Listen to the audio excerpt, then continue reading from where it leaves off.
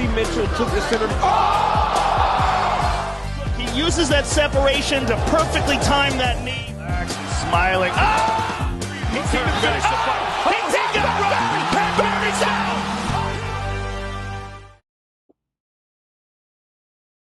Back at you here with episode 2 of the MMA Gem podcast. We're over here at UFC 315 in beautiful Quebec, Montreal, Canada. Probably said that backwards, but you know, go USA. But we have a good card here.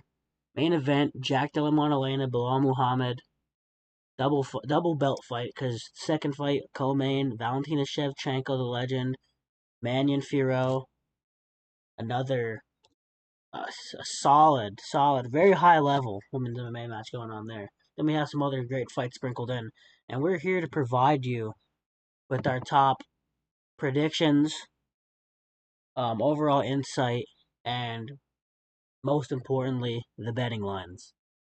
So, we're going to hop right into it here. Brad Katona versus Bezkat Almakhan, or whatever. Sorry for my pronunciations.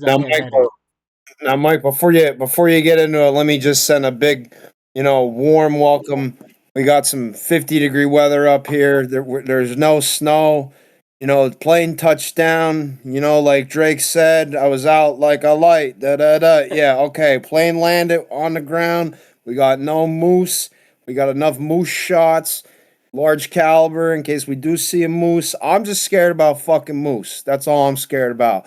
But we'll get right into it with what we think the best picks, predictions, and outcomes are going to be with over 30 years in the game of MMA experience. Let's get into it, Mikey boy. All right, we got Brad Katona coming over here fighting Bezkat Almakhan. Bezkat has one fight in the UFC, and it's against my apologies, an Islam team partner in Umar Nurmagomedov. And he got 30-26 on multiple cards. Wasn't a great showing, but everyone's caught up on that powerful shot he gave him early in the fight that had Umar reeling in, shooting for a single leg for dear life. But he's primarily a striker, and he thrives in wild exchanges. He leans towards a boxing-based approach with his movement, but he mixes in kicks at all levels, including a very sneaky and dangerous high kick. He has quick hands, good volume, but he's definitely hittable in exchanges and in the pocket. He gives one to take one sometimes. He can wrestle when he needs to, and with solid sprawls and defensive grappling, he's hard to take down. Umar dominated him, but that was a short notice fight, and Umar was minus 1,200 in that bout. It wasn't like he's getting dominated in a fight he was supposed to even remotely put numbers in. The thing is here, he tends to focus on control and damage. He's trying to put on a show. He's trying to knock guys out. That can lead him into some trouble taking strikes, but it hasn't really hurt him that much yet in his career. He's not really a submission threat. He's trying to rain down ground and pound if he gets you on the ground. He hasn't fought in over a year, so that layoff is a concern, but he definitely has shown that his cardio is intact. Then on the other side of the bout, you have Brad Katona. Primarily a striker, but he has weaponized cardio. Who will grapple you, who will shoot takedowns. He's very well rounded, and like I just said, the cardio is a weapon. He doesn't throw many kicks, but he works well in combinations. He sets up his body lock entries with all level changes, and he has great feints. Usually catches guys off guard with the level changes because he's just feinting, and he finally gets to you. He's very strong in the clinch, very solid on top control. Absolutely great cardio, like I said twice. Reliable chin, pushes a steady pace. But he does, I've noticed, tend to be second a lot in striking exchanges. His wrestling's effective because he's very strong, and more than explosiveness, he's better on timing and using his larger frame, strong muscles to try to grip you up. But like I said, both these guys can grapple. Bezkat's probably a little bit more unknown because of his fights in UAE Warriors or lower level promotions before he came to the UFC, but I definitely think that he has the striking advantage, and I'm going to lean him here. He's more dynamic with the striking, has better speed, and he has more of a versatile offensive arsenal. I expect the grappling to largely cancel out between these guys, maybe clinching up a little bit, but neither guy is a dominant finisher on the mat. So if this lightly plays out on the feet like I think it's going to be, his speed, variety, and ability to mix in everything to keep Katona off rhythm should be able to carry him to a 29-28 kind of decision. I think this fight's going to be close, and the odds are shifting that way too. If you look at spread lines, Katona is like minus 200 on some of these spread lines, at least at open.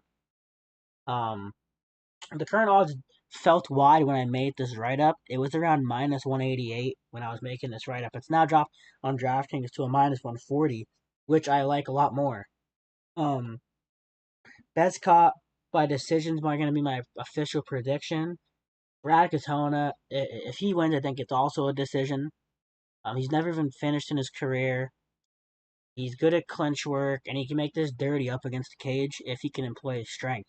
We still don't know about Bezkot's strength. He looks good, but UFC level is a whole different, and he didn't pass the Nurmagomedov test, which many don't. But, yep, at the end of the day, I'm going Bezkot with a close decision win. Not loving it, but that's what I'm going to rock with. How about you, Unc? All right, so I follow Katana. That's part of being Unc. I followed Katana since he was on the Ultimate Fighter with McGregor. Now, you may say, that wasn't too long ago, Unc. What are you talking about? I know, but I watched the show. I watched every week. I watched the interactions. You understand how these guys work. Katona's wrestling, very strong, as you brought up, very durable. The Bezcat. I'm going to call him Bezcat, as Uncle Joey has his things. UncMMA has his own little things. We'll call this guy Bezcat. All right, Bezcat. So what I saw out of Bezcat, everybody keeps talking about the overhand right that dropped Umar and it skimmed his head and it was blah blah blah blah blah, but the rest of it, the power, the speed with the striking. I mean, he rocked him with that one, but then there's three other instances in that fight where there was I think he put him on skates, or they were banging it around. But what I noticed was how damn fast and how hard this Bezcat throws. I mean, there's guys that throw fast and there's guys that throw hard, and then there's guys that do it at the same time. And when you see it, it's a beautiful thing to see. So I'm saying that out of this Bezcat. Now, you brought up a little about the wrestling and and being in the other promotions. For what I've seen out of all of Katona, going through tough, and then the few fights he has had in the UFC, and just from the grappling that I did see against Umar, like, it's not like he was on his back really getting cooked. They were kind of scrambling it out back up to their feet, and every time he did, Bezcat was throwing that heavy quick kick, that heavy quick 1-2, and you don't see a lot of guys on the break. You see guys on the break, but you don't see guys on the break throwing that heavy and hard, and you don't see guys on the end of the scramble throwing that heavy and hard. So I think that Bezcat is going to win this in a split decision. I think Katona is going to get maybe a round with the wrestling, but when he starts shooting, and Bezcat's got these different, like I saw the kick. There was Umar scrambled, he rolled over backwards, and then his back was up against the cage. And Bezcat came in with this strong power kick right as Umar was coming out of his back roll and hitting the cage. And I just see that being the decision maker. Can Katona wrestle him for 3 rounds and hold that man on the ground? Or can that man do a half-decent, Bezcat do a half-decent clinch job and get some good heavy strikes and some good heavy shit in on Katona that kind of puts him in a spot where he says, well, hold on, wait a minute. I can't be shooting 5-7 times here now. So I'm gonna go with Bezcat by the decision, but I'm not ruling out Bezcat with the KO either, because that power is real, man. Not everybody does that, especially off the break and off the at the end of the scramble. Yeah, I agree with you there. His speed is surprising. Definitely for a guy with fights and lower promotions, but he is pretty green age-wise. He's not even in his prime yet, 27. He has the height advantage here and a 3.5-inch reach advantage, which could pay dividends in this one in the striking. So both of us are over here on Almakhan. The graphic here says -170, but odds have moved to around -140 as we record this at 6 o'clock Eastern time. Brad Katona moving more towards the even number. I wouldn't dislike a +3.5, but for the odds, now that we're talking betting lines, the odds on the +3.5 I don't love, because he could get finished, like Unc just said, because his striking is dynamic. But Brad Katona never being finished in his career, I probably just rock with Almakhan money line here at the value. Now, I didn't like it at -180, -190, but if you're getting it at -140, I think that's good value, appropriate. Not a hammer spot, but definitely a spot you can look at. I'm pretty sure Unc is interested in the Katona takedown prop when they release. I haven't seen any line for those yet. They're not out on DraftKings or any United States book, but that might be a read to look at. It might be low because Bezcat's wrestling a little bit. Might be 1 or 2. If it's 1, I like it a lot. When you start moving to the 1.5 line, 2.5 line, this is where I'm gonna get a little scared. Yeah, so my betting angle would be Bezcat money line here. So my betting angle, I'm going to suggest to the public a Katona by decision or a Bezcat double chance. That's at -160 on DraftKings. That's a possibility. Now, Katona's never been finished. Like I said, I followed this guy, going back to tough. I can easily see Katona shooting in and getting a big crack, man. The big kick, big punch, something, and then he's on shaky legs. He's what do they say? 3 sheets to the wind, almost out cold. You know what I mean? Stumbling all over the place. But at the same time, you want to be safe. I think you can do Bezcat, money line. Just a straight up money line -142. Possibly Get some. even if you look, I'm looking right now. I'm gonna pull up the DraftKings odds for the alternate spread line that came to my attention right now. Depending, because right now it's -142 for the money line, but if you go to fight lines and you go to that alternate spread and you flip it the other way, it's a little. It's not. I don't love it, but if you're looking for like a 2-legger and you got like a -200 leg, like maybe like a Bilal or a Jose Aldo or something along those lines, and you add the +3.5 for Bezcock, because I think the only way he loses this is by a close decision. If you split it, that's -350. That'll probably get you even money. That's probably my most confident play, regardless of odds, would be the Bezcat +3.5 alt spread. Now you're starting to dip into a little juice. I don't think he gets finished. So I don't think there's any world where Bezcat gets finished, so I don't think that 350 is a bad play. I just think then as a bettor, we are not advising you. You have to do your own research of what you want to try to plug in. We've given you a couple money line that you can possibly do, but that's a -350 pick.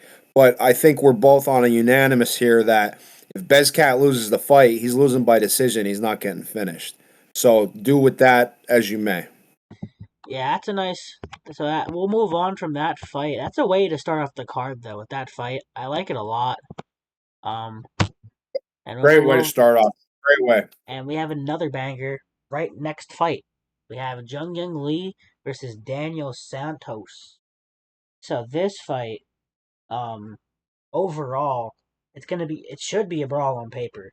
Because if you look at the lines, if we look at their attributes, Lee, very big for the division, strong presence, and he has sharp, powerful combinations. He moves well, bounces well vertically and laterally, and stays light on his feet. And you rarely catch him standing still. He's always active, always loose.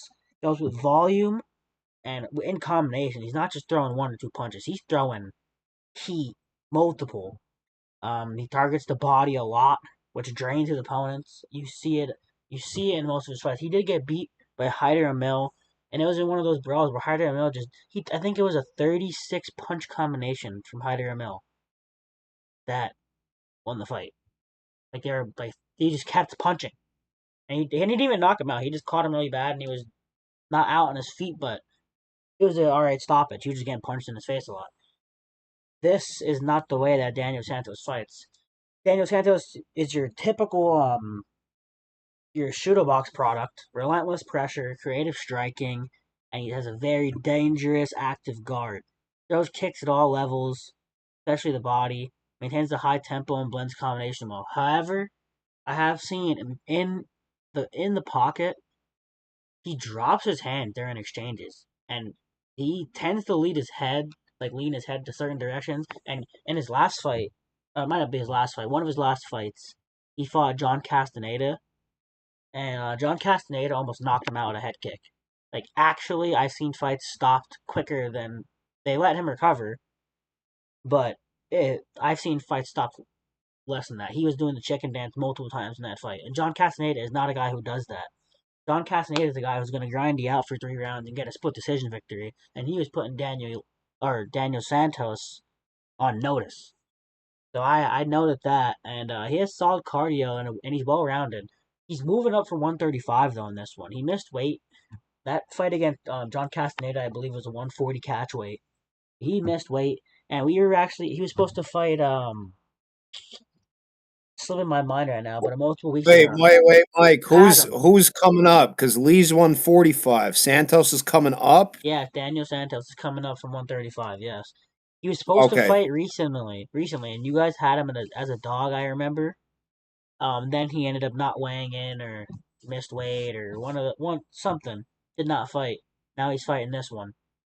Lee was already training for an opponent. Daniel Santos, kind of short notice, but also had that camp prior. Moving up from 135 against a guy who's already bigger is going to be scary.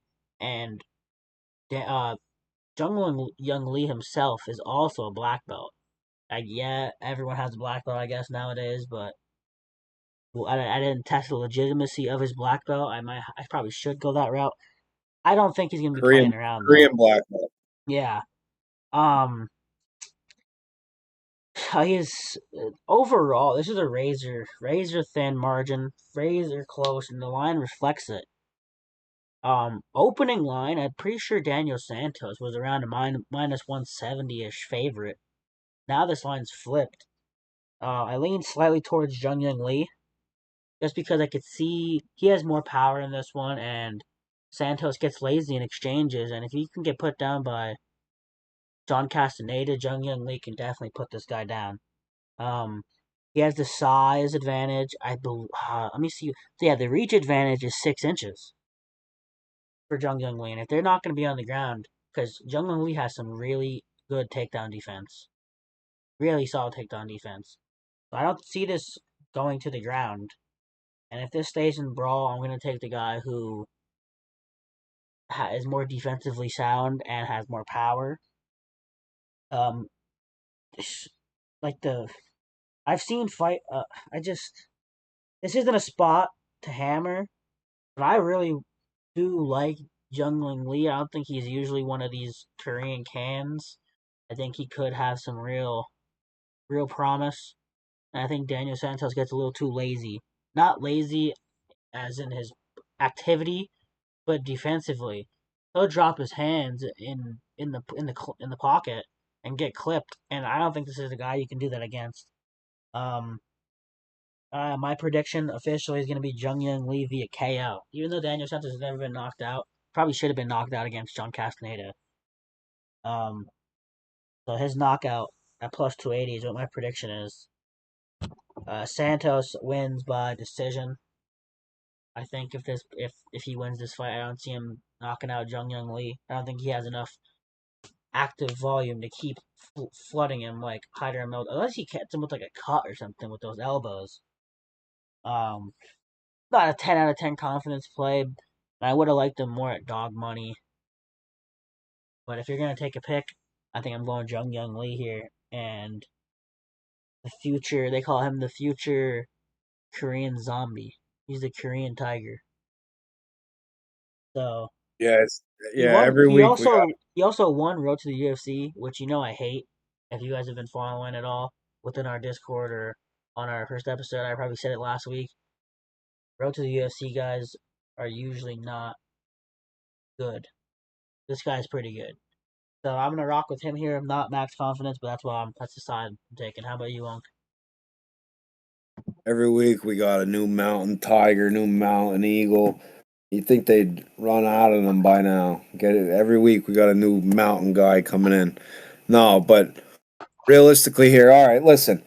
So Santos is coming up 10 pounds. He's shoot a box guy.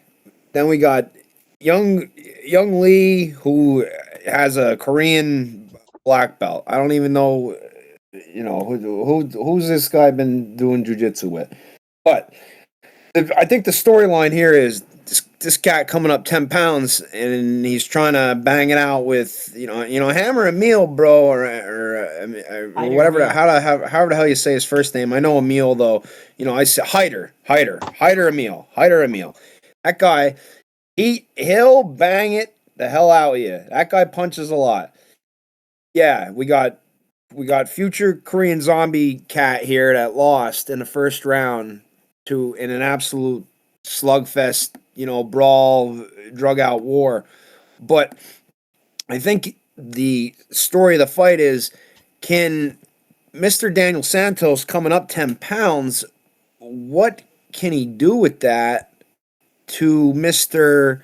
Zhang Li, Zhang Yao, Yang Yi, whatever, that is naturally carrying that weight, if not walking around at 170, 180, and he's cutting down to 145. So as long as the weight cut and the weigh-in goes, as it should, I would take Young Lee to win the fight. But now, say Daniel Santos comes up these 10 pounds and he can somehow get it on the ground, and he is a legit shoot-a-box guy. So what if he is able to do some shit on the ground? And I'm thinking too much into the weight differential. Then I think you can kind of take a safe play. It's like you said, fight to start round 2 is minus 340 on DraftKings. Do I love it for the value? No, absolutely not. But I mean, the money lines in this are minus 105 and minus 115. To me, that's a pick 'em. We're going with Lee. Young Lee on the money line is the pick 'em.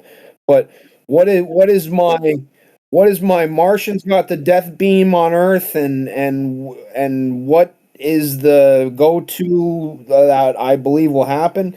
I think round 2 at least starts. I think they can at least get there. I don't think we're gonna see any type of repeat of the first round Hyder Emil feel. And then, if you take that out of it, Daniel Santos, he's got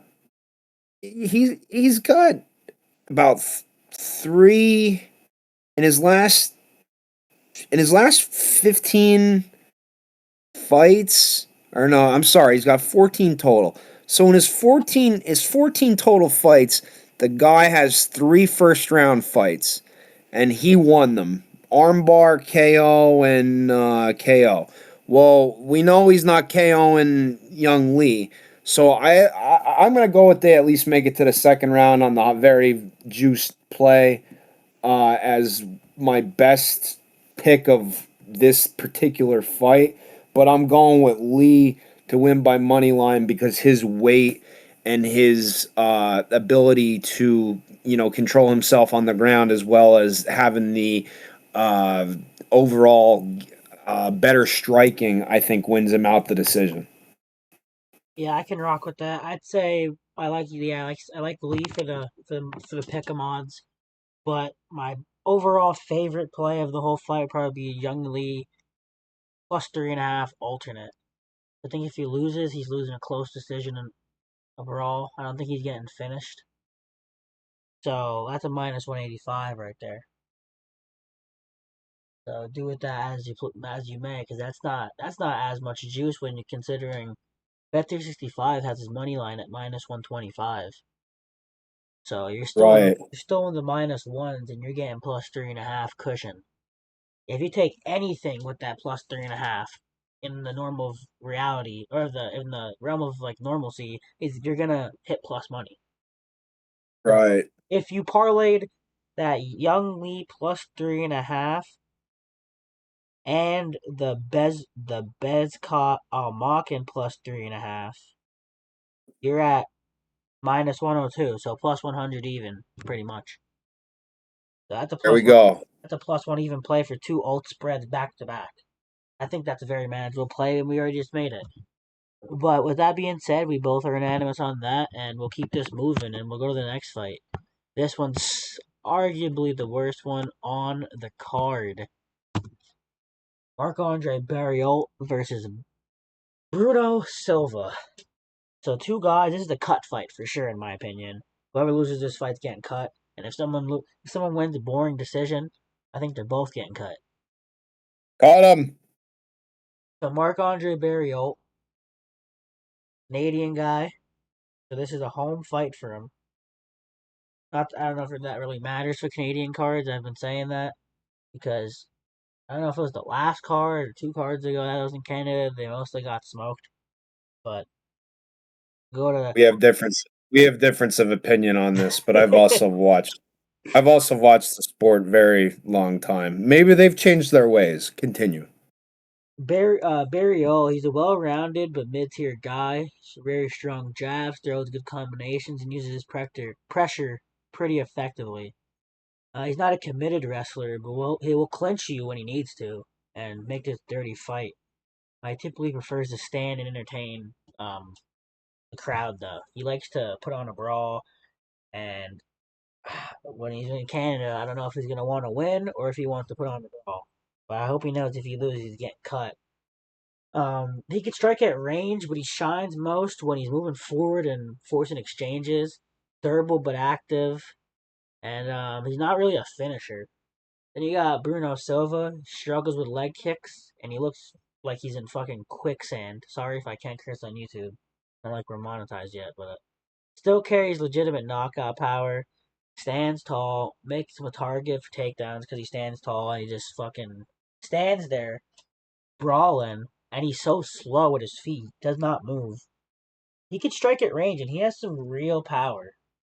He is scary with his power, and if he hits you, he has a BJJ black belt, but he rarely uses it offensively, and he Horrible. usually accepts being on bottom without much resistance. Like he's not over here with an active guard like a BJJ black belt. I don't even know. I haven't seen him use his jiu-jitsu in a long time, if ever. Terrible. Um, Horrible. doesn't respond well to pressure or a high pace because he's trying to just sit there and land the knockout shot. Honestly, though, overall, though, it's not a high level fight. Both guys have some big flaws. Line's close. I like it more to pick them. It's trending toward Barriault now. I don't advise anyone to pay minus 155 on Marc-Andre Barriault unless you're maybe Canadian or you're at the card or something. But since he's from Canada, I think I'm gonna rock with him. I just take him just because he's Canadian. It's a coin flip in this fight, and there's no horse. There probably is horse races, but there's no derby. So you're better off betting on PFL Europe earlier in the day than betting on this fight. But with that being said, There's definitely danger in Barriault walking into a big shot if he tries to put something on for the crowd. Silver's power, though, makes him live at any point. I'm going to take my official decision to be Marc-Andre Barriault via points. That's a plus 275 when I marked it down. Could have changed. That's a bet 365 line. How Silva wins, though, on the other hand, knockout. I could see in a well exchange him catching it and just knocking him out. But, like I said, bet on PFL Europe before you're betting on this. Or you bet on a different fight. Or just go do something else with your money. But over to Unc. You're terrible. All right. Silva has a black belt. Yeah. Who gave it to him? Where do you know the machine where you put the quarter in and then the ball drops down and you open it up and you get a little plastic thing? What did he put a quarter? The man is 7. He has no submission wins. He's 0-7 in subs. I honestly think Silva sucks at everything. He fought Shara Bullet. Shara Bullet, if you're gonna beat the guy, you take him down. There's one way to beat him. Have you ever heard of Felipe Vidal? No. Well, that's who he got his black belt from. But Okay, anyway, well, back to you. No, I have no idea who that is.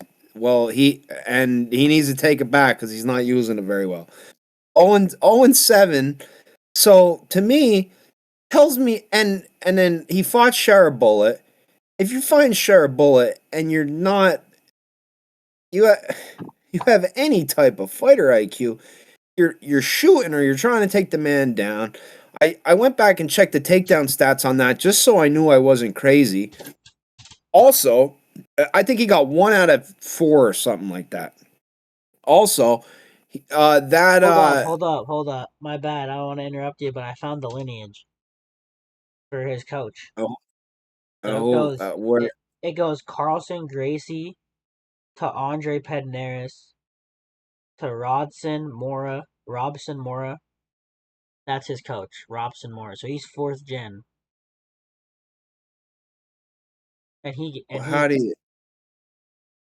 Well, Robson Mora did a piss poor job of carrying his. Yeah, it goes. Actually, it goes like this. It goes Carlos Gracie to Helio Gracie to Carlson Gracie to Andre Pedneris to Rodrigo Fajio, and then Felipe. Oh no, wait. Actually, yeah, they're saying that he didn't give it to him. Yeah, Rodrigo Feo to Felipe Vidal. Yeah. All right. So yeah, Felipe Vidal. He's like a 5th or a 6th gen because 4th or 5th. Yeah. Let me just stop you right there. If it went from Grandpa Gracie to Child Gracie to Pedinares, yeah, and then he gave it to somebody, yeah, and then they gave it to his coach, and they gave it to the coach, who then gave it to this guy, Bruno Silva. Yeah. So that's 6 generations. I mean, at that point, I guess like at least it's like actual lineage. It's not just like a gym in the U.S. that has 0 connections. Right. Okay, yeah, I see what you're saying. I'll agree with that. But at that point, I think we're getting into like it's so watered down and it's that obviously it's not watered down because this guy don't use jiu-jitsu. Right, it's watered down. He's 0-7 in subs. He doesn't use jiu-jitsu. And then, yeah, I don't want to spend too much more much time on this. Let's get back to the main point here. I think Barriault wins the fight. And Silva's fight against Weidman was god awful and boring, and that was horrible too. And he lost a unanimous decision to Weidman. He lost a unanimous decision to Shara Bullet. Couldn't take Shara Bullet down. Nothing. He's 0-7 in subs. He has a watered down BJJ lineage. I honestly, man, don't like Bruno Silva. The only thing that I think he has going for him is, like you said, he can like stand at range and then lean into his power shots. But like, I just don't think it's gonna matter. Like, I think Barriault is gonna, and like, he's not a big favorite. Like, it's not like I'm betting my house on this. But I think Barriault being just like the overall like tougher, aggressive dog and being at home and being willing to strike. Like, he went out there and got KO'd by Pfeiffer. Like, that tells you something. I mean, that says like, yo, I'm gonna bite my mouthpiece down and go out and bang it out. Like, if I'm banging it out with Joe Pfeiffer and he puts me out. Like, he also lost to Stoltzfus. I mean, that doesn't say volume, but it says I was willing to bite down on my mouthpiece and bang it out with the guy. You know what I mean? Yeah. Like, so I think Barriault wins the fight, and overall, I just think that your best choice to go with here is Barriault. His money line is like minus 155. I'm not gonna advise round props. Maybe if you want to do not to see the judges, not to see the That's what I was judges, just thinking too. not to see the judges is minus 170, but Mark Barriault at money line I believe is going to win the fight, and I believe he's going to win the fight by KO, or he's going to win the fight by decision by just beating up and bullying Bruno.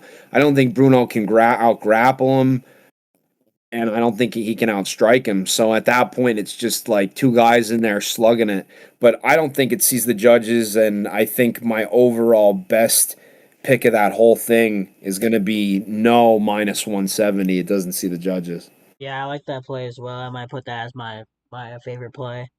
I like Barriault. Like, this is a fight that you don't go rushing to bet. Don't want to take too much time on this one because we got some really good fights coming up. But yeah, Barriault's the pick. We'll move over to a prospect. Navajo Sterling fights Ivan Erslan. Now, Mike, before you go into this, I am gonna say you are on your own with this because I am taking a little bit of a break on these 6-0, 7-0 contender.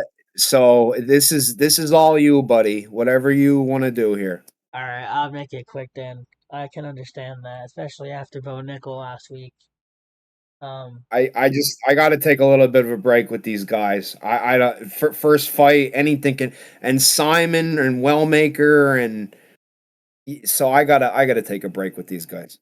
All right, so Navajo Sterling out of City Kickboxing, fighting dogs over there, but he's huge. He carries legitimate power with his hands. But he tends to load up.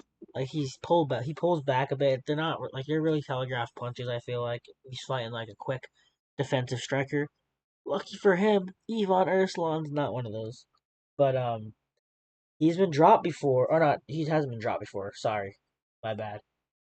Um, he's fast on the feet, picks his shots, and he mixes in spinning kicks, elbows, and a variety of striking tools. Not just that normal heavy hands that you see a lot of these guys just having.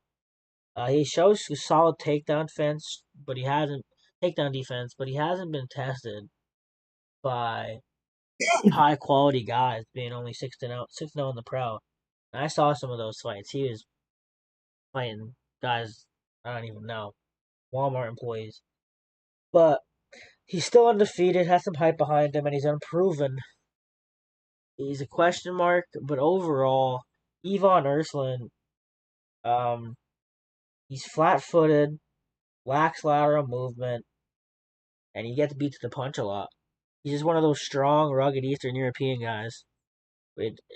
Although he has power, he doesn't really have. He's not really that technical, and I think that's gonna hurt him here against a guy like Navajo Sterling. Because when Ivan Erslan, yeah, his debut, he fought KSW, so he's fought some legitimate guys before. I actually think KSW is a little bit above what a lot of people give it credit for. But He came for his debut on short notice against Ion Cutelaba, and that's just a tough task. And he lost split decision. I gave it to Ion Cutelaba. I didn't know how it's split decision, but uh he's not terrible. It's just he's not technical, and if they get into a kickboxing match, which I think it's gonna be, he's gonna get picked apart and put out because he got put down a couple times against Cutelaba, and this guy's way better striker. But at the same time, there's also that thing that he can clinch up like they do. He's an older guy. He has but yeah, Navajo Sterling's 7-inch reach advantage might pay real dividends in this fight. He's 6 years younger, fresher fighter, and I think he finds the market. I think he puts Ivan Erslan out. I think he does. Tread with caution. Don't put your house on it, but I am pretty confident on Navajo Sterling getting it done. If it goes to decision, they're not gonna hoe him, and I think he's the better striker. He could get gripped up though. You could probably play around with an Erslan. I don't know about an Erslan spread. Maybe an Erslan decision only, or I don't know. Maybe an Erslan takedown prop might be a nice way to go about it. I wonder how they credit the grappling defense. Let's see if any have dropped. I know some. I know some did earlier, but I think it's only the main fights. Yeah, it's only the co-main and the main. But yeah, I'll take Navajo Sterling by knockout. Second round as my official pick. Unc is abstaining from that, so thank you, Mike, for that breakdown. Right. Now we'll move on to Modestus Bukauskas versus Ion Cutelaba. This fight's pick'em odds. Modestus Bukauskas, taller guy for the division, 7'3", or 6'3", 6'3", not 7'3". I was looking at his reach, and he's 6'3". He has good striking. He uses his reach pretty well. He has a big frame, switches stances effectively, and throws clean, well-timed right hands. His movement's smart, and when he retreats, he backs up with his chin high, which I've noticed a lot, and he gets away with it because he's pretty quick on his feet. But he has a tendency to engage in some reckless exchanges where he's been clipped and hurt before. His grappling isn't really a major threat, but it's there. And though he can tie up decently in the clinch, his chin remains a serious question mark. Cutelaba is a classic sambo pressure fighter, with aggressive entries and powerful striking combinations. Solid level changes, strong top pressure, and decent submission awareness. He likes to push the pace and break opponents. He's hittable.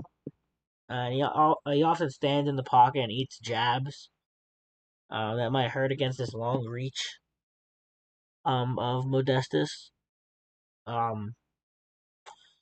But it's obviously a pick'em fight in odds, but I think it's like that in probability too.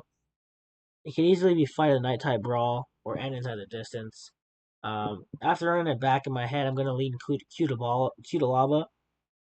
He looked sharp in his last outing, and I think he just brings more power and more decisive strikes.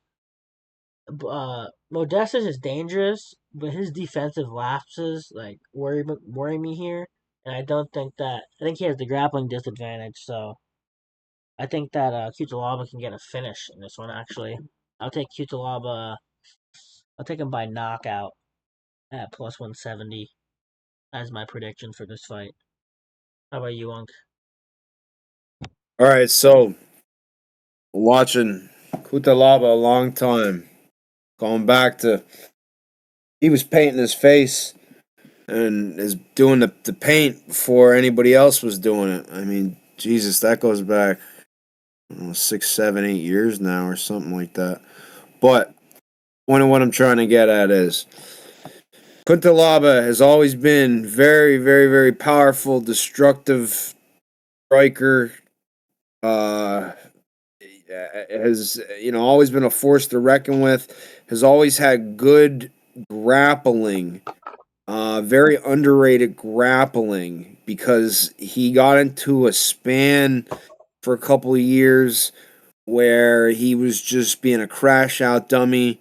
What I've seen recently is that he's back to, kind of trying to utilize all his tools to be an overall MMA fighter. Last win he out there, he got a submission win. That was like his first submission win in like 10 years, no joke. So, he had some decision wins, but no submission wins in 10 years. So that, and just the overall, the way that Cutelaba is talking about his career and everything like that. So I think Cutelaba wins the fight, and his money line is -120. So that's good enough for me. But now Modestus, he's a tall, lengthy, not lanky. He's a tall, lengthy, rangeable kickboxer, right? But one thing that is a trend that I always, I love to point out trends. One of the things Modestus, when his losses did Modestus, sorry, Modestus Bukauskas. Okay, I'm saying Modestus. UncMMA has his moments. So Modestus, when he had his losses, they came off of very hard power strikers. Like this guy, Modestus's losses, I keep saying, but Modestus losses, his losses come off power striking. And then there was a Vitor Petrino when he was at the top of the, they were considering him to be a top challenger. He had a check hook, which I'm sure was powerful because Modestus stepped into it. But his other KO losses are to Jimmy Crute in punches. Jimmy Crute, very, very heavy, strong puncher. And then to Khalil Roundtree, who, if you've ever watched a Khalil Roundtree fight, you know that he has very strong power. So I think that if Cutelaba,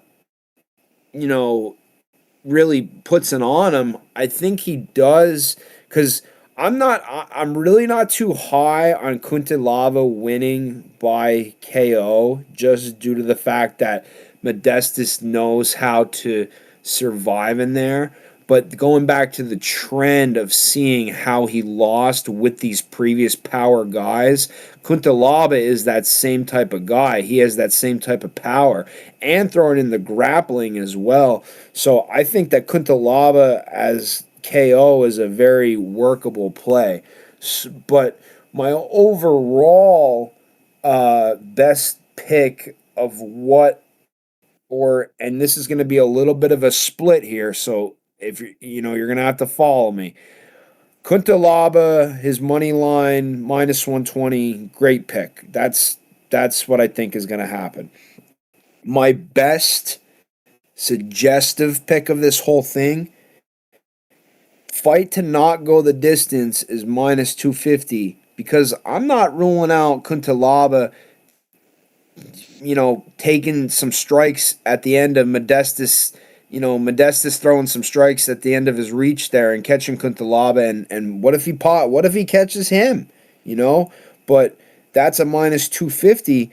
But then if you go down and say you do the Cutelaba money line and you do the fight to not go the distance -250, and you just want that little piece of insurance, I think it would be a split, decision fight if it would go to decision, and fight to be won by split decision on DraftKings is +750. So you always can cover, if you're going to follow Unc, you always can cover your tracks there.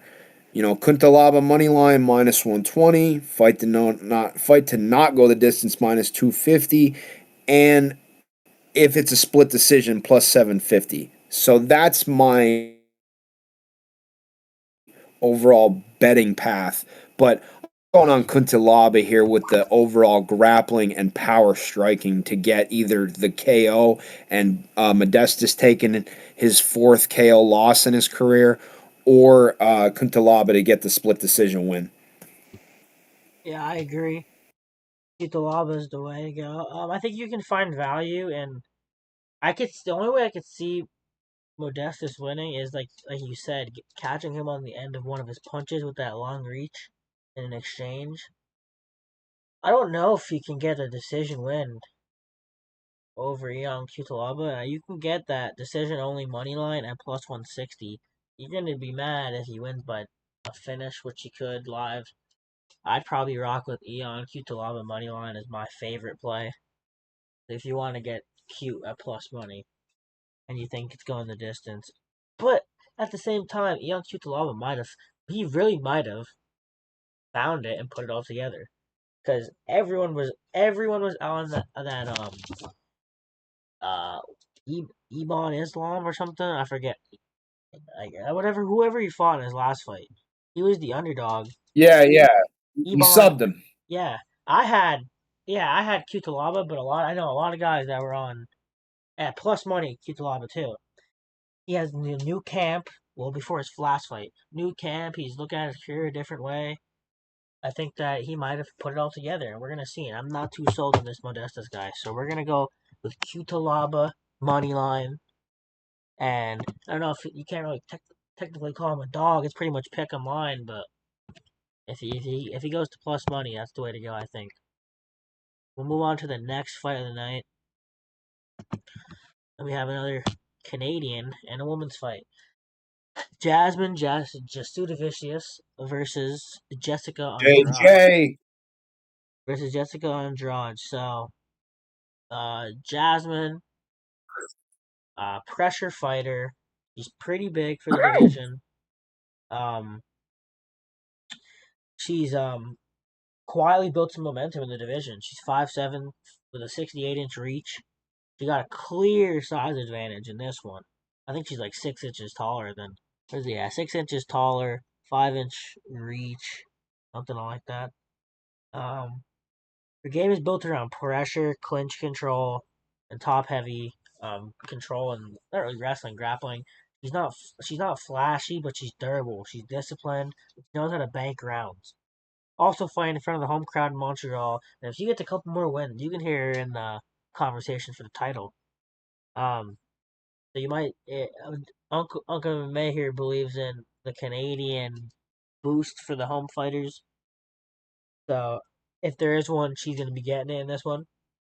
Then you have on the other side, you have Andrade, former champion. She brings relentless aggression, serious power. She's known for her pressure heavy style. She has explosive hooks, strong clinch work. At 5'1", she usually gives up reach and size, and it could be a problem here in this one. While she's dangerous early, her pace does fade. So her cardio is in question, and she struggled against some fighters who keep her at distance and neutralize her with the grappling or with the clinching. And I think that's all of just Jasudavicius' game. So I'm riding with the Canadian size, control, and grind over the Andrade power and explosiveness. If Andrade can keep it standing and land the bigger shots, she could sway the judges, but it might be a little bit biased here in Montreal. But Jasudavicius has the tools to frustrate her, using her reach to stay at range, clinching when needed, making a takedown to control.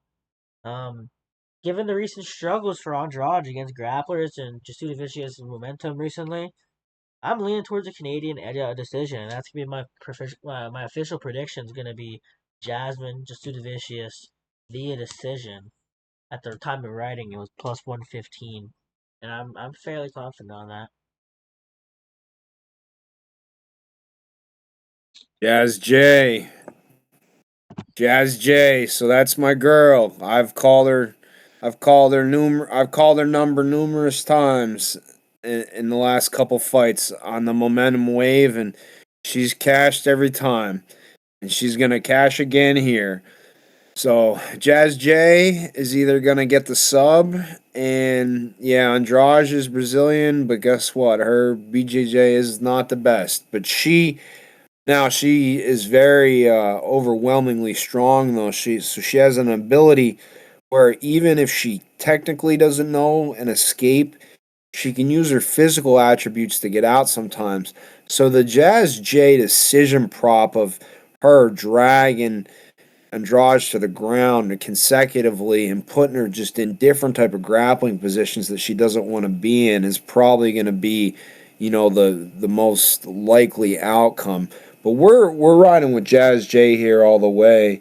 And one of my plays I'll be putting out then, it is a little bit juiced, but it's Jazz J over, 0.5 rounds. It comes out to around minus 230, 235. I may still try to tweak a little bit to see what I can do, but I'm real confident on her here. She's really riding a high momentum wave, and as long as she can keep, the bombs Jessica Andrade throws and the power she throws off of her, which she's proven in her last couple fights to not be the typical, want to shoot in and just get your hands on grappler, but knows how to kind of do the bait and switch with a little bit of a effective striking that is, and then do the little bit of a grappling here and start to wear the person down. And then when the person's thinking about both, that's when the real trouble starts.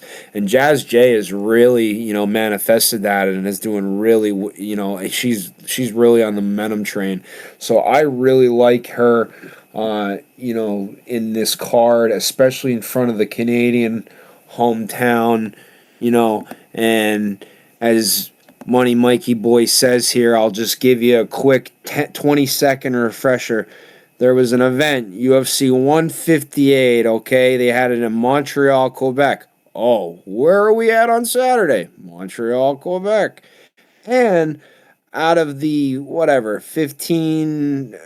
No, I'm sorry. Out of the 22 guys that fought, 20 guys that fought, or whatever it was, there's like 10 of them that tested for steroids in their life, and then there's a story about them pissing in the piss cups. They weren't piss cups. They looked like back in the 90s, you had, there wasn't digital cameras. You'd have to take a roll of film to the store and get it developed for you kids that don't understand. They said they were pissing in little film things, and then the commission threw them out. And I can name three. You got Johnny Hendricks, you got Chris Camozzi, you got TJ Dillashaw. I can name three right off the top of my head, and then I can keep going of how the whole thing. So maybe Canada's cleaned up their act, and maybe I'm just being a sore loser because Nick Diaz was in the main event that night, and there was a whole spiel with that too.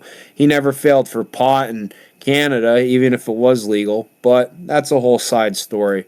That he said he never nothing ever showed up in his. But all right, so I think JJ wins, and she has the crowd boost, Canadian boost, and she gets the decision win. So that's what we're doing here. Yeah, that's the same way here. And we'll move on to the next fight, another Canadian guy. It is Mike Mallot, yeah, I think that's how you pronounce it. Mike Mallot versus Charles Radtke, Chuck Buffalo. And this is an interesting fight as well. This could go either way, and the lines have been moving considerably, but Mallot's a slower, more methodical striker who imposes a deliberate tempo, often drags his opponents down into his pace. His slow pace, he makes people. They have the boring fights. Picks his shots well and works body and legs. His leg kicks are pretty sharp. So that's going to be damaging, I think, in this fight. But he's clean and composed with his combinations. On the mat, he's a black belt in jiu-jitsu. And he shows some strong top control and activity. Clinch game is pretty underrated. Solid takedown entries. And it's not even just against big guys. He's usually a little bit taller guy. And he gets some takedowns that way. Not flashy, but he's pretty effective. And Radtke, on the other hand, constant motion, fainting every second. He's always twitching. And he comes at you with sharp, short bursts. Sorry. A likes to work behind the jab and occasionally follows up with that heavy left hook. Doesn't throw heavy kicks. Doesn't really chain much together either. But he tends to throw in ones and twos, strong in the clinch, and he will press you against the cage and try to get you to the mat sometimes, catch you off guard. But it's more of a rhythm disruptor than it is him being a pure pressure fighter or like weaponized cardio guy. But overall, I like him a lot in this spot. But I wouldn't be surprised with a Radtke W. I see a lot of people on him, like respected people in the MMA space. But I think that he got the better grappling. He has a size advantage, and he should be able to dictate the pace. Even if it gets into a little bit of a faster pace, I think he can use his leg kicks to control the range and initiate clinches where he's gonna wear on this guy. And on the ground, if it hits the mat, I think that he has the pretty decently sized level advantage. And I think Radke's best shot in this one to get into a chaotic exchange and land that left. The Mallot's measured approach is probably gonna avoid that type of trap. And that's why I'm gonna use my official prediction for Mike Mallot via decision at plus 275 as as my prediction. But Radke wins by KO if anything on his side of it. Plus 375 in that end, and I think he can catch him with the left that left that you gotta worry about. That left catches him in an exchange against the fence in a dirty moment. I think he can get him. But I'm gonna ride with Mallot here. So, okay, I'm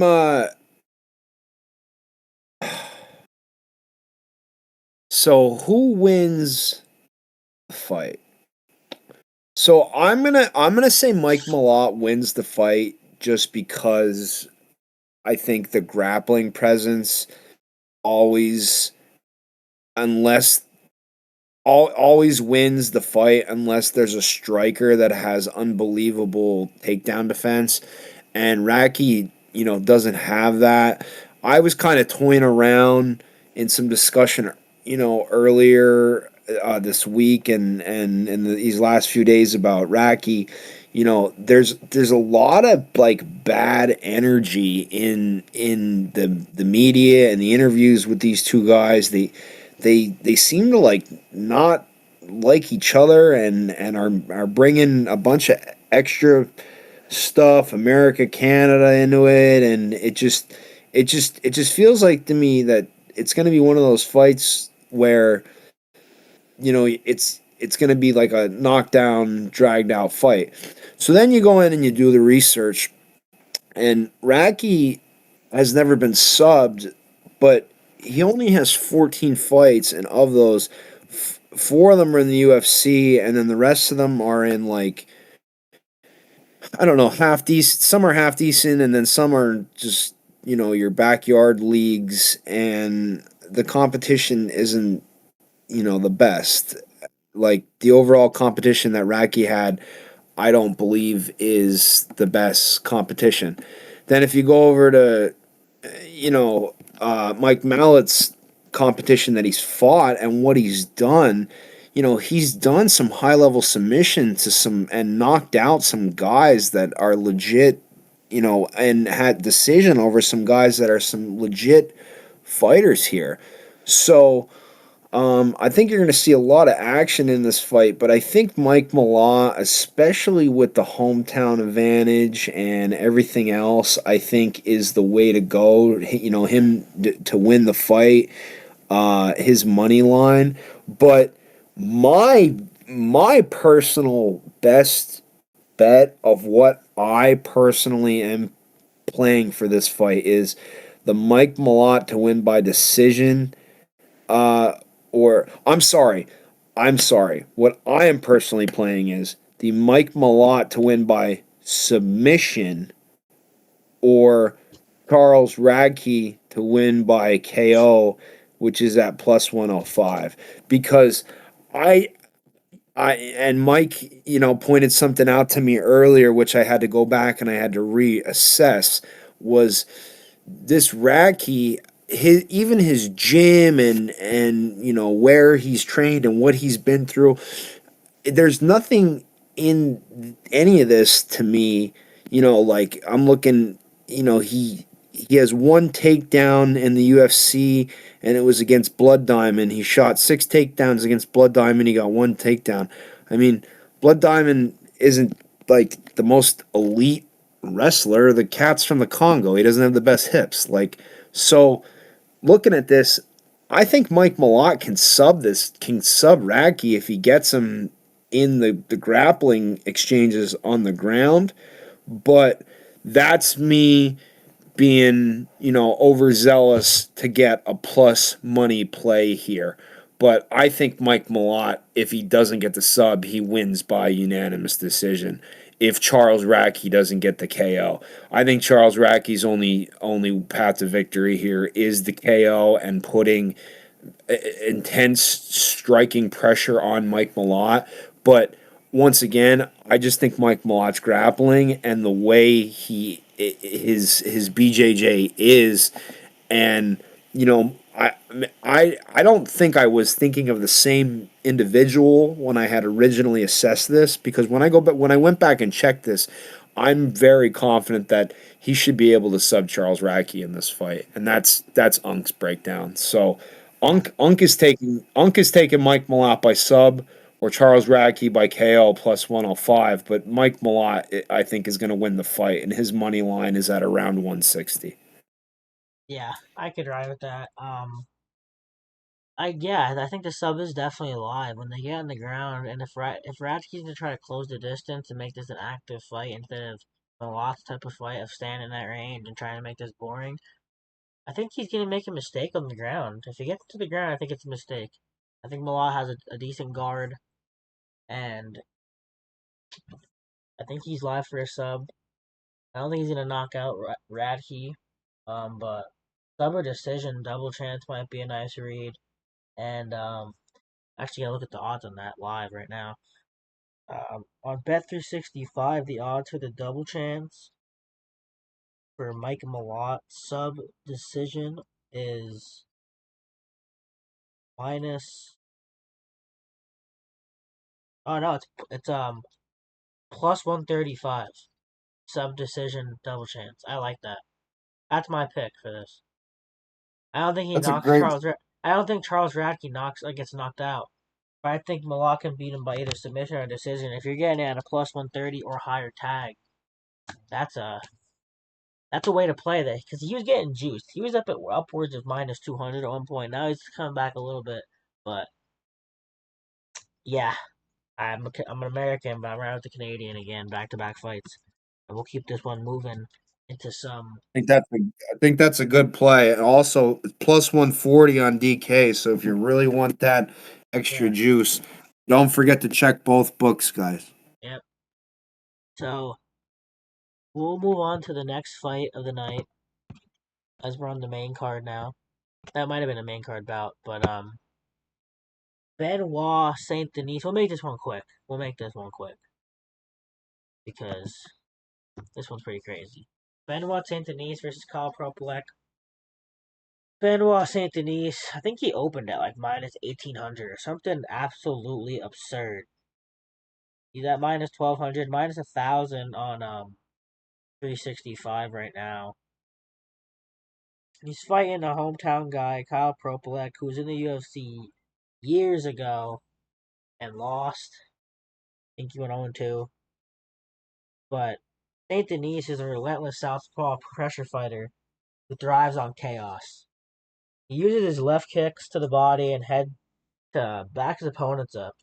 And he chains takedown attempts against the cage, and he just throws everything at you at once, pretty much. Once he's on top, he has a pretty punishing ground and pound, and he tries to open you up to seek that rear naked choke or try to get you out of there by any means. He does have a sub game, but on the other hand, his aggressive style and brawl heavy approach gets him in trouble. I personally gonna go back to a while back when he fought Dustin Poirier. Dustin Poirier was plus money. He was beating Dustin Poirier's ass in the first round. and then got slept because he was trying to do too much. So you can never put a lock on Benoit Saint-Denis because of that aspect. And Proplec's a durable striker who has like a boxing base, and he has a chin. He's never been knocked out, and he has solid takedown defense and capitalizes on people's mistakes, which Benoit Saint-Denis makes a lot of mistakes. His experience makes him tough pretty much for everyone, and coming on short notice is going to be a challenge, especially being away from the UFC for so long and fighting some weird organizations. But overall, Saint Denis's approach and grappling edge is going to give him the fight. He can make it chaotic. A finish is likely, but Proplec has never been knocked out. Like I said before, uh, Proplec could knock this dude out. Like that's the thing. I'm telling you one thing of this whole thing: do not bet on Benoit Saint Denis' money line. I don't care if you bet on something else, like his knockout or his sub or a finish. My prediction's the sub, because I'm not gonna go against a guy who's a veteran, like decently a veteran, and never been knocked out before.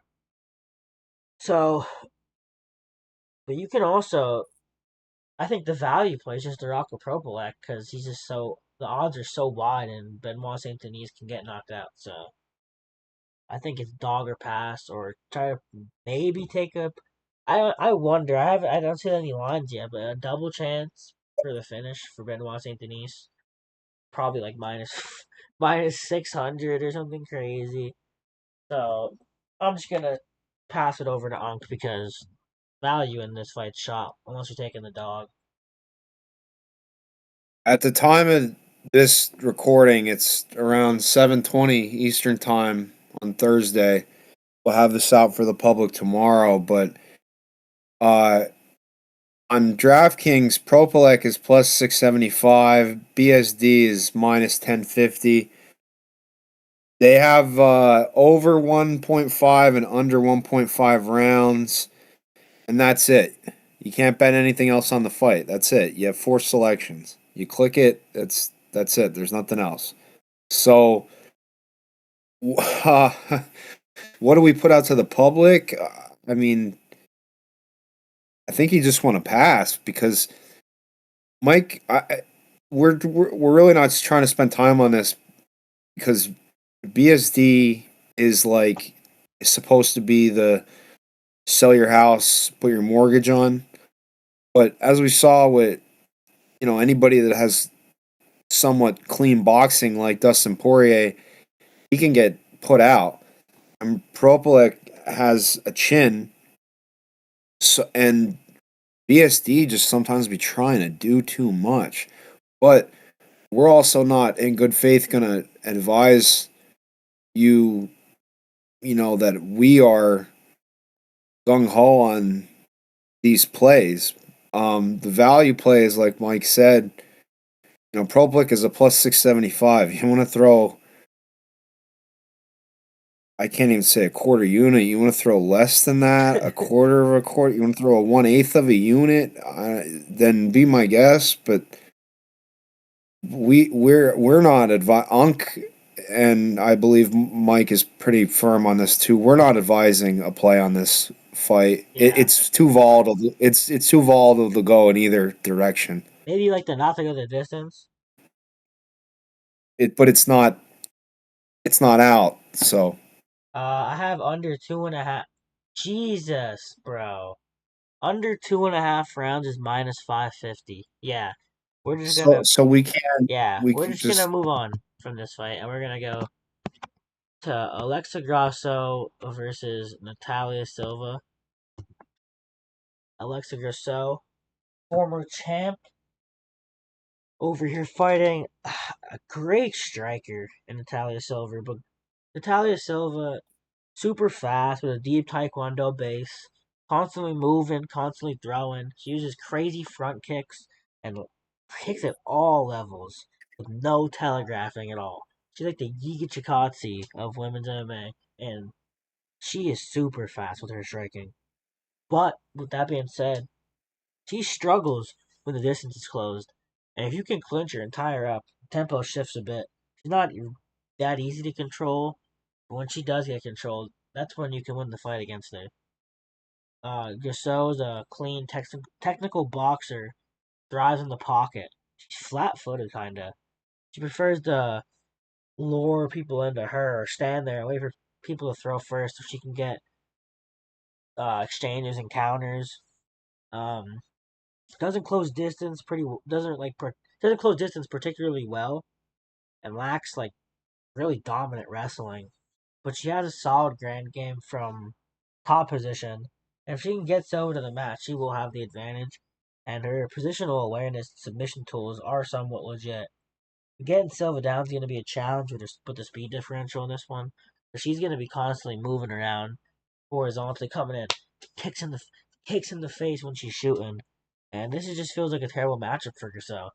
She's not able to cut the cage on Silva, and every time she steps in a trade, she's risking getting kicked right in her face with any front kicks. I think the lateral movement and the striking variety should allow her to outpoint Grasso.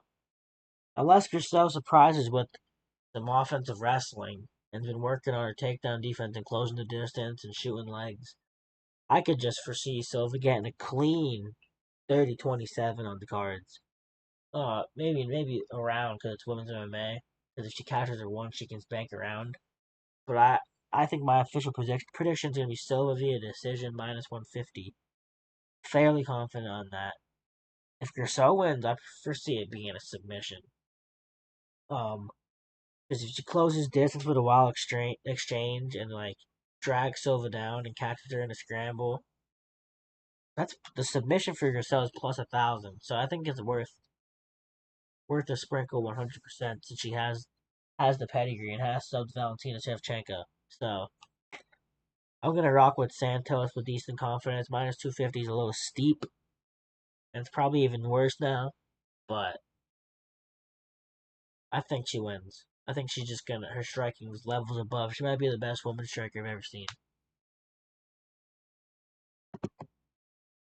Well, I don't know about all that. That was quite a bit at the end there, but I think you've gotten too used to these locals calling Alexa Grasso. We've been in Montreal for like less than 24 hours, and you're already changing your O's on the end of your words. Jesus, Michael.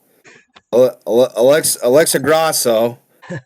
I think I think Alexa Grasso. I think what I think happens is Silva has enough to keep her at bay with the striking, but I think Alexa Grasso is going to win at least one round with the wrestling and the top pressure. She's like really compact. Like her body frame is like really compact. So if she can get you on the ground, she can use her side control and top pressure to like hold you there and do damage. She's not one of those people that'll just get you on the ground and not work. So like I'm gonna go with you and say that Silva is gonna win the fight by decision, but I think that Alexa Grasso can at least win one round by using the clinch and the takedown pressure. Now, whether it comes too late, that's probably the nature of the beast. But definitely interested in her plus 3.5, which is at minus 140. And then also her over 0.5 takedowns. So Alexa Grasso, one takedown is plus 150. I'm interested in that as well. Okay. But I think Silva wins the fight by decision. Wait, what was the last play that you said? Grasso one takedown, and Oh, it's out now. Okay. Yeah, it's plus 150. Yeah. I'm taking that right now. The odds are gonna change on that. That's definitely an error. That's the only way she wins the fight if she gets this to the clinch. Hold up stream for 1 second while I go ahead and take this line. That's my favorite I'll pick. That's my favorite pick of that fight. Now I'll, that's said. yeah, because I'll take it live with you, just for the hell of it. Yeah, I'm taking it right now. Hold up.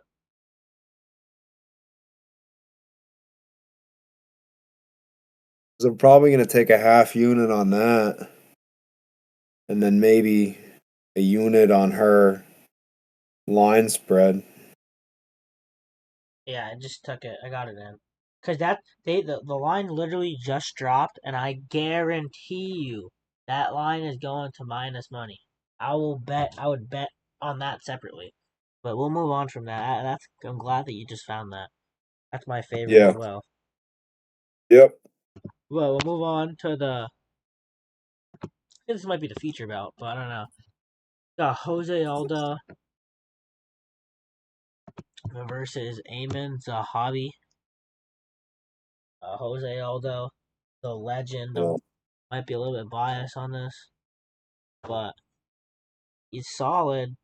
Uh, Even now, he's still sharp. He's one of the best at reading time, pushing bad entries. He's tight with his combos, especially with that left hook and those body shots are big. He doesn't overextend. He doesn't give you much to counter. Zahabi, he's always backing up and throwing looping shots, not really technical. He is the son of the OG Zahabi, so he has a great coaching camp behind him. He throws some real power in his overhand, and he's always looking for that right overhand. He's throwing it all the time. He doesn't really move laterally much. He kind of just backs up and comes forward in straight lines. His striking's wide and mismatched with his stance. He stands like he wants to brawl in the pocket, but he's trying to catch someone at range at the same time. Not sharp or technical in my opinion. He was David Boshrao was minus 750 against this guy last year. And now we're over here with the minus 180-ish price tag on Jose Aldo against him. He doesn't really throw much up the middle anyway. So catching Aldo at the pocket's probably not going to work because Aldo is not he's defensively sound to the max. So I just personally think Aldo decision is the way I'm going to go in this fight. Pretty confident on that. I think that's my favorite play of the card. It's probably Aldo. I don't know. It makes me feel timid that people keep talking about this Zahabi. It's like something that something that I'm missing in my research. But from what I've seen on film, at least, unless I'm missing something, Aldo should school this guy 30-27, and he's not like a clincher or a volume guy like Batista who beat him in a split. I just think that he gets it. I don't think Aldo's washed. I think that's pretty much what this line is. People think Aldo's washed. Ayman Zahabi's 37. He's not no spring chicken. So, I'm riding with Jose Aldo by decision. Bro, listen, I'm all in.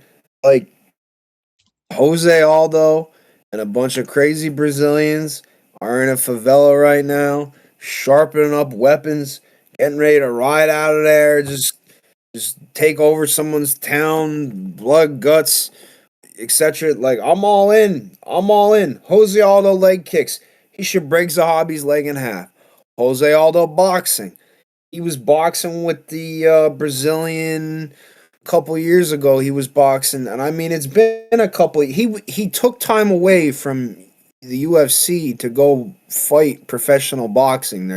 He has professional boxing fights, so his punches to the body, the leg kicks, the hip durability, explosiveness, scrambles.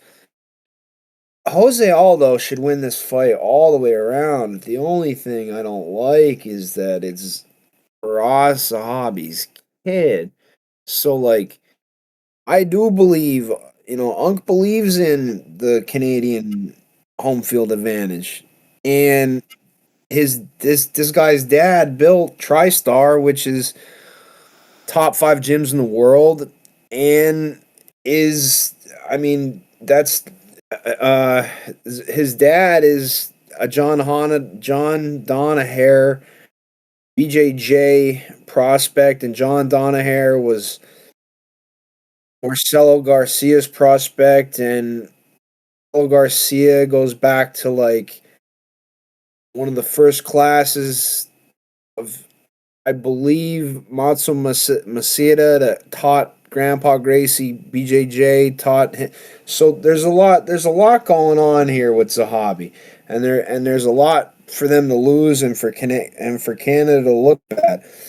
I think Jose Aldo has this in the bag. He should come in there and he should hit Zahabi with everything, including the kitchen sink. Not to mention, Zahabi is not quick and not agile. There's like the 1% chance that they get into some weird ass BJJ hold on the ground that Zahabi can slow roll his way to getting some type of sub.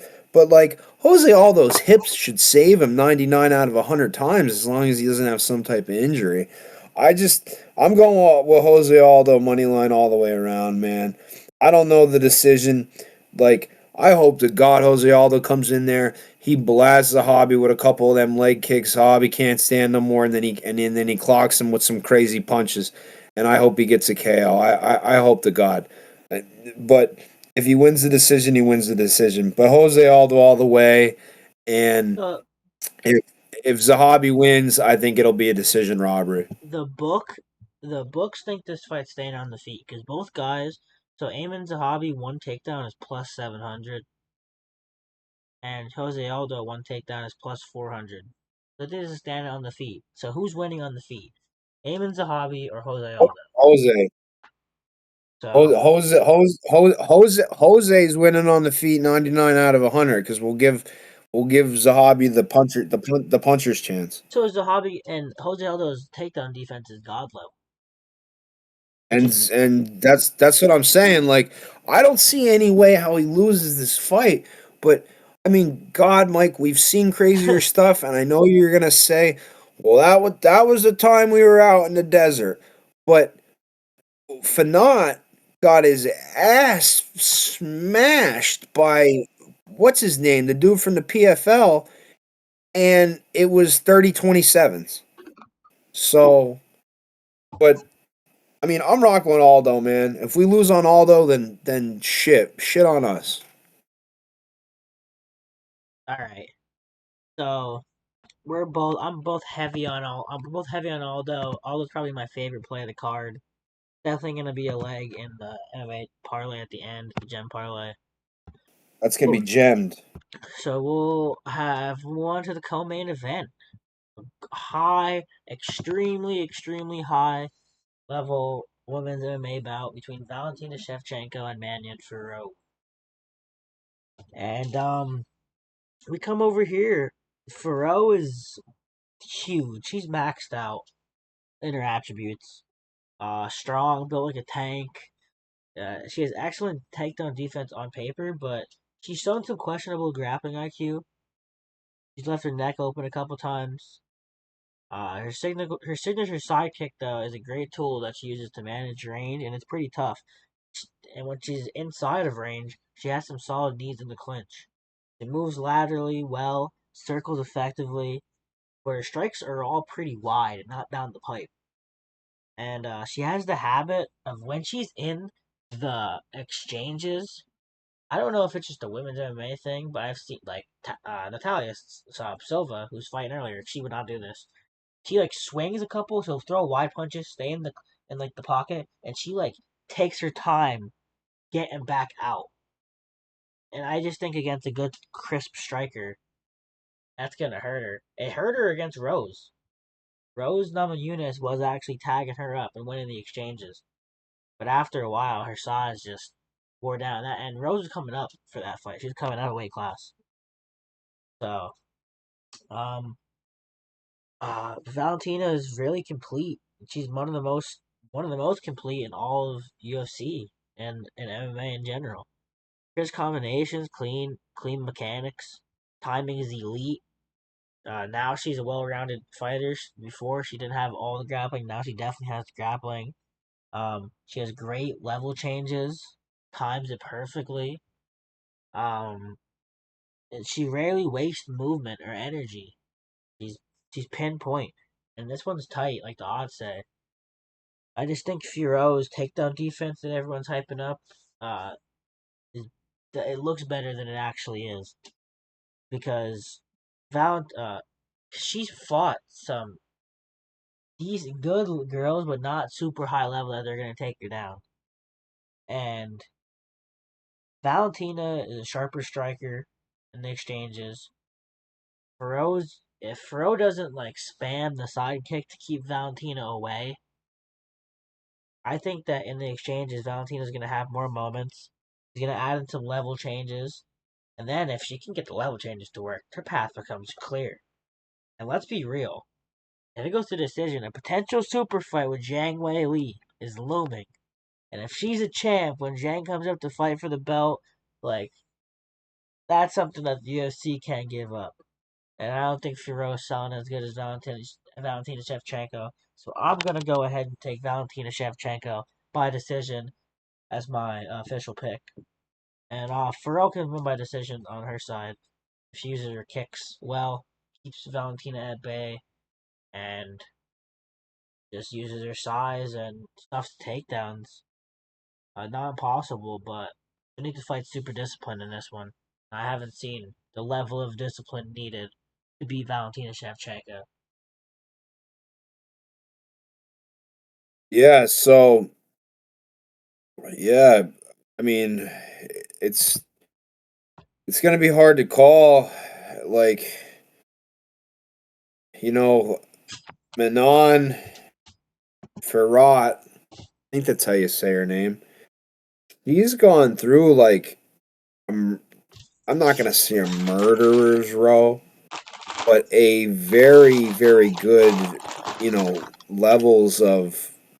I mean, you may even have the argument for a murderer's row of competition to get to this point to get to Shevchenko because, like, Bueno Silva, back when she was not the PFL version, Yeah, and like, Meryl.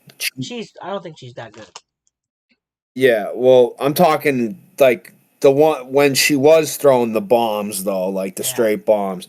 Then you got Jennifer Maya, who always was good. I mean, Rose Namajunas, Aaron Blanchfield, like, and those are all UDs. She UD'd all of them.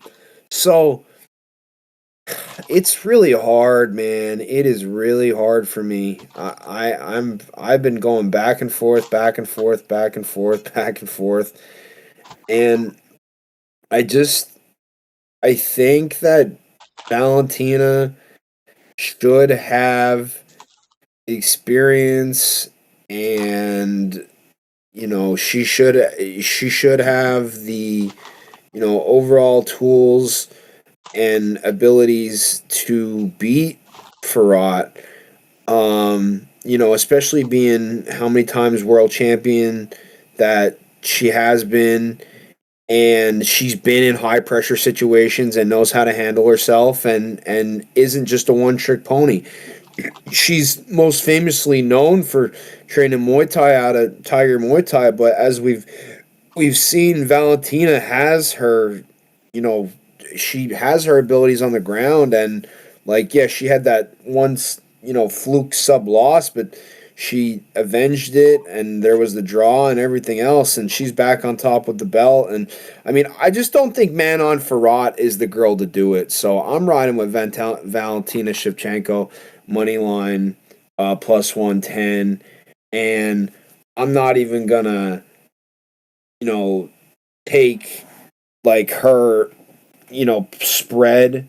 Like, I'm probably just gonna do like a separate bet, her Valentina, her money line at plus 110 itself, and just say, you know what, let the chips fall where they fall. But if the 10-time world champion or whatever she has loses to this girl, then it is what it is. But like, I don't see what Fiorot does that is so overwhelmingly better than any of the competition that Valentina's faced before. If that makes sense. Yeah, I can agree with you there. Yeah. I'm definitely on Valentina on this side. She's Mannion is big. Mannon, whatever her name is, but yeah, she's big. That's pretty much it, though. I think that's her only advantage over Valentina here. The height and the reach. I don't think she's better than Valentina anywhere else. Do you think this fight stayed on the feet, or do you think it's gonna hit the ground at some point? I definitely think with like Mannon being like I think that Mannon I'm just gonna call her Mannon. I think Mannon's strategy is gonna be to do multiple different things in order to win. I don't think she's gonna just like do like a straight let's stand in front of each other and just pick each other apart type deal. So I think at some point they're gonna hit the mat. Um, Yeah. but what is that like? Do you have a more fuller question to that, or Uh, what was I your was getting Fiorot's one takedown is minus 140. so like definitely could see that happening, but like are you trying to pay that at minus 140 for one takedown? It I isn't mean, terrible. that's not no, that's not terrible. I think that would be more your realm, my friend, because I only Yeah. like playing those at plus money odds. But I think that definitely for one takedown at minus 140 is like a fair play. Okay, just looking. Yeah. Um, so yeah, with that being said, we'll move over to the main event. Got Bilal Muhammad versus Jack Della Maddalena. Oh, So, what I have to say here, Bilal, he has that pressure, great cardio, great grappling. Yeah, he's always switching stances when he's fighting, switching between southpaw and orthodox a lot. Then you have Jack Della Maddalena with some big power, boxing guy, uh, strong. Uh, there's things that worry me and make me understand the Jack Della argument because a lot of the times that Jack Della's in trouble is against guys who are at range. Like when Bilal Muhammad succeeds in staying in boxing range and shooting for takedowns and stuff, but he can move his legs. Jack Della thrives within that boxing range, which is striking. So he can definitely clip Bilal, but I overall think Bilal's overall pace and aggressiveness, and he's not a bad striker, so I think he's gonna land that body kick and leg kicks a decent amount in this fight. Oh, a good amount. I think that's gonna be a big part of it. He'll mix in the takedowns, and I think that he just gets a unanimous decision. You could probably play around with a Jack Della plus 9.5 at minus two something. Let me see what the odds are on that. I know that plus 9.5 means that I think that he has to win one unanimous round, and the odds on that are plus 9.5 is minus 225. So I like that. I think he wins at least one round with his striking. I do think Bilal wins. I don't think he's gonna 50-45 him. So that minus 225 you can put in a parlay piece with something that we said. And overall, I'm going with Bilal Muhammad by decision. The money line I think is good. It's almost playable, and I like him a lot. I think that he's gonna win. I think people are starting to doubt him, and I think it's more of hate on his side rather than logic thinking. Yeah, he can get knocked out, but he can strike. Bilal Muhammad could strike. Now that I've watched some tape more, and I'm not just being biased. He's awkward. He looks awkward. He looks uncomfortable in there, but I think he has more to offer in more ways in this fight. Della has been taken down by some questionable guys. Basil Hoffman took this guy down pretty damn easily. And now everyone's like, oh, but look how he's getting up, or this, that, and this, that. Bilal is a different level grappler than Basil Hafez, so that's already done. I'm going with Bilal Muhammad on by the decision, but I kind of do like that plus 9.5 alternate spread for Jack Della at minus 225 if he stills around. Not even still. I think he can get a round or two. I think it'll be a pretty close one. But yeah, that's my play. What's your play? Bilal, the money line? Yeah, the money line, but if you don't want to take the money line, if you're on the Jack Della side, but you don't like, you can play the plus 9.5 with the minus 225. That's not like egregious for him to win one round. Do you think there's any chance at all that the fight ends in the first round? In the first round? Yeah. No, probably not. No, I would. No, I don't think so. All right. Bilal's money line's already up to like 190. I think Bilal's winning the fight, and I think it's gonna drag out a bit, if not a decision. So I'm trying to work this here of how to get it down to like at least like minus like 150 or something like that. And if you do 6.5 minutes, it's minus 150. If you do 7.5 minutes, so that's a round and a half. But you can't do round and a half. You got to do 7.5 minutes. The law in 7.5 minutes takes it down to minus 150. I think that's what I'm going to sink my bet in as, and then I'm going to put a couple units on it. But I'm all the way in, man. Like I'm all the way in. Bilal is wrestling. Bilal Muhammad is minus 175 on Bet365. That's like almost playable as a straight. Right. Then maybe I'll jump on 165 and see if I can figure. I'm sorry. Maybe I'll jump on 365 and see if I can figure something If you take else out there. if you take the Bilal Muhammad money line and then parlay that with the over 1.5 rounds, Yeah. you get it at minus 140. Over 2.5 rounds, you get it at minus 125. So I'd probably just rather take the money line.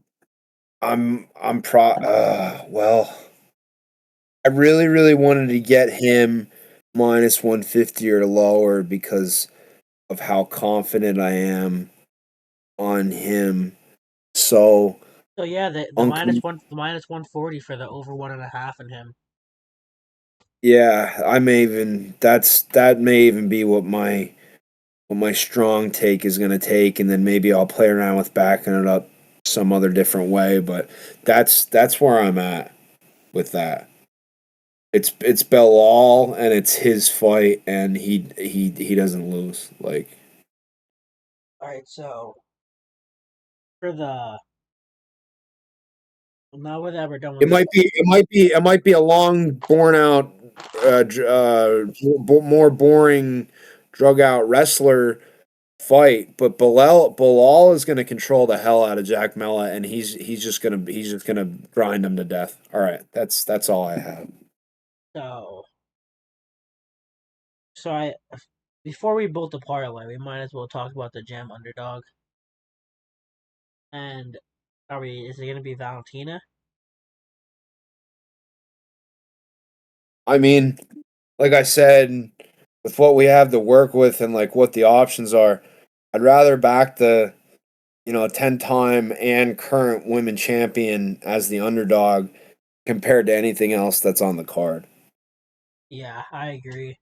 So yeah, our underdog is going to be Valentina Shevchenko. You can get her -110, -120.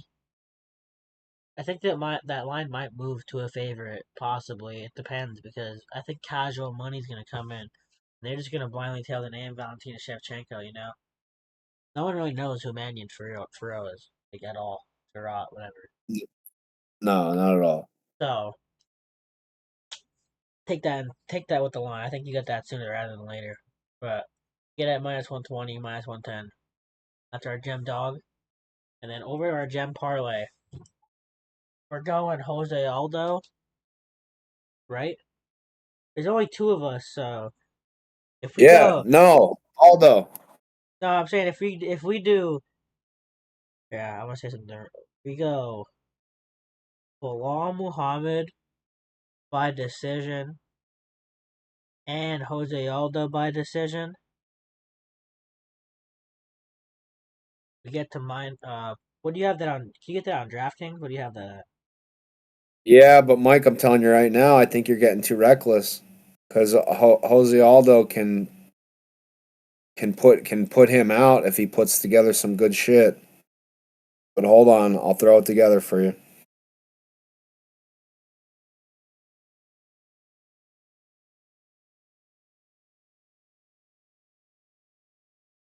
Jose Aldo by decision. If you do them together, you get 242. Yeah, it's 272 on Bet365. If you want to play it safe, we can just all right. So we'll take Bilal money line. Okay. Jose Aldo by knockout or decision, Okay. which gives you like slight cushion. So what is that on 365? Hold up. I'm on DK. Or I mean DK. I meant DK. Sorry. All right. That's plus 134, which is good. Hold up. Doing All right. something. So we got. I'm on DK. I wanna. All right. We'll do three. We'll try to do 3 legs because we'll try to get to like plus 200 for the gens in here. A lot of people don't like the little builders, so get a little something, a little more juice. But where's the double chance? Jose knockout. Damn, it's a little juiced on here. But at the same time, I kind of got to take it. Then you take the long behind money line. Yeah, you get the plus 200 on this. So Jose Aldo by knockout or decision, double chance. Bilal Yeah. Muhammad money line, and Yeah. Bezcat Almakhan plus 3.5. Who?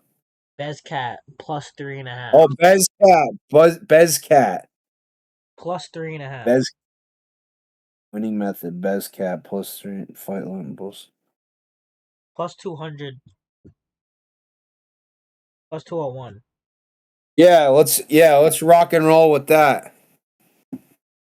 Yeah, we'll send that. That's gonna be our podcast gem parlay.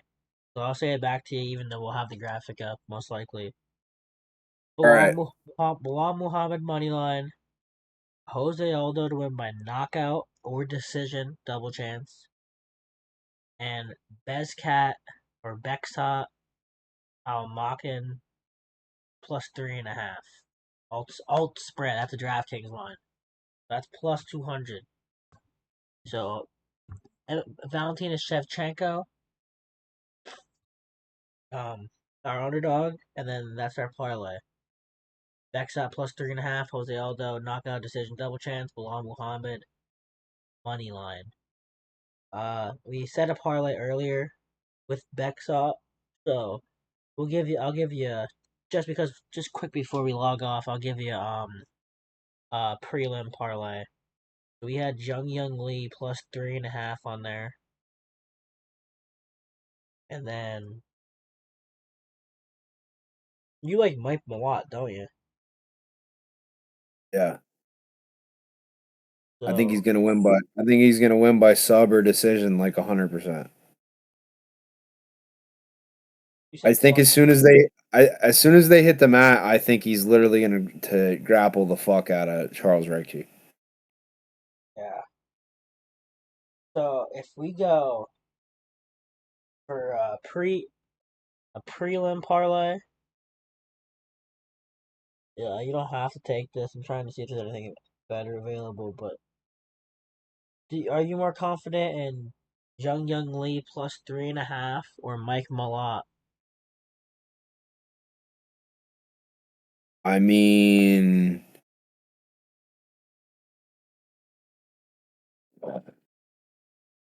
so Mike Mallot to win by sub or decision, the double chance is plus 140. And That's a straight I fight, pretty mean, much. Yeah, I like that as a straight. So I'm gonna put this right like, here. This is gonna be a little prelims parlay. I think this is prelim time, but we'll take all Jasmine right, Jasudavicius okay. and over a half round in that fight, All right, yeah, that's what that's all right. and then Mike Mallot plus 3.5, Mike Mallot plus 3.5. All right. and that Yeah, get okay. and that gets us to minus 102, so plus 100 flat, kind of. So you're kind of just Mike 1-to-1 right there. So that's the prelim boost, little builder. Mike Mallot, Mike Mallot, and Jasmine Jasudavicius, and over a half round. So over 2.5 minutes. But it's better odds if you get the over a half round. That's a DK line. They might have it on other books though. And then, yeah, that's a little What do you info have? for you. What do you have that comes out to? Minus 102. Okay, yeah, I have that. Okay, sounds good. Yeah, so that right there. Gave you two All right. parlays. Uh, since we love you guys and we're missing Mo, let's give you a lotto. We give you a gem lotto real quick by methods. We'll take, Damn Lotto! let's get a gem lotto in here. So we're gonna go ahead and add Cutelaba. You can agree on that? Yep. Cutelaba on the money line. Then you could take. You put this in on DK, and I'm gonna put it on 365, so we can have the simultaneous. Who has better odds? All right, hold on, because my bet slip's freezing up. Give me 1 sec. All right. Oh, Kunalaba. Yeah, Cutelaba. Um. Then we'll go Natalia Silva by decision. Or do you like that? We have to add a couple. We're gonna have Sure. to like force something like that's a pretty likely thing that I like. So Natalie I mean, would Silva. you? I know it's supposed to be the Lotto, but like, would you be opposed to like the decision or like it voids? What's the odds on it? It's probably juice, isn't it? Yeah, you're right. It's minus 340. Never mind. Just her. What are we? Her by decision or her Yeah, her money by line? decision. So Kutabala, Silva by decision. Yeah. Um, Silva by decision.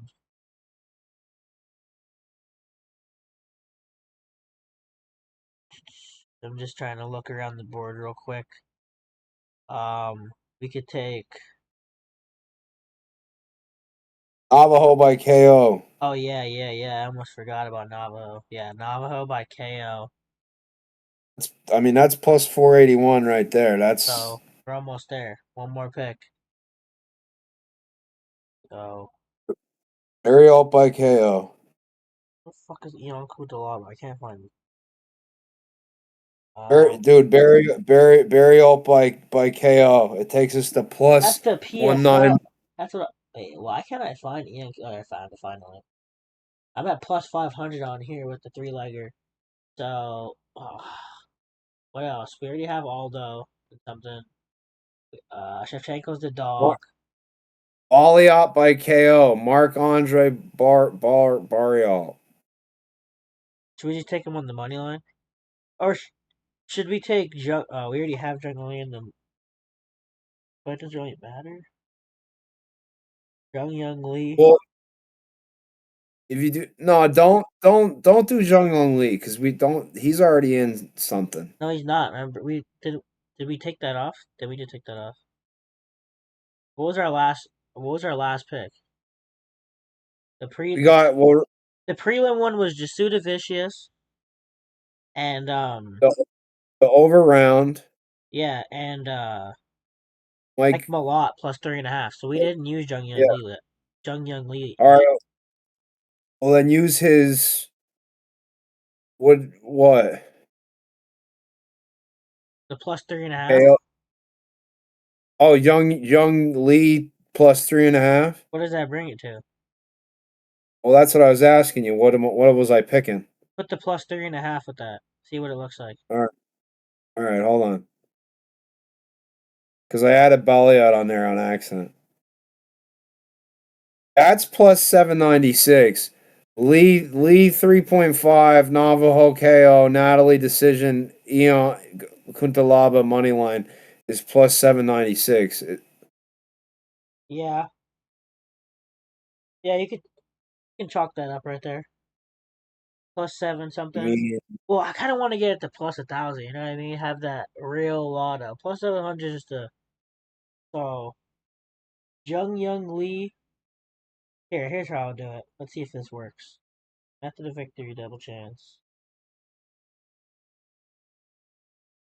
All right, yeah, here we go. This is how we're rocking it on 365. This I got it at plus 1,100. on 360. Natalia All right. Silva by decision.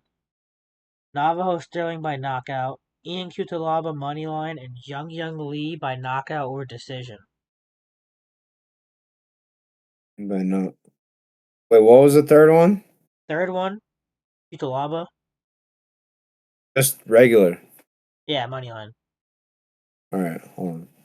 So I think you can win it any way. Yeah.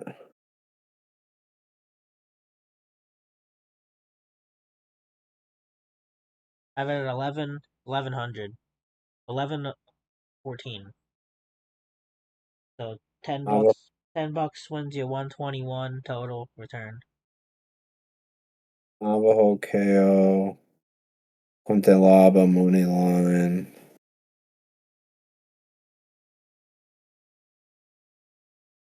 Silva decision. Silva decision.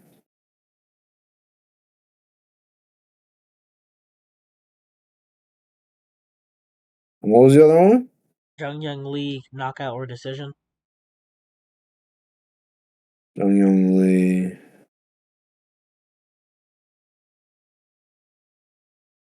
Double.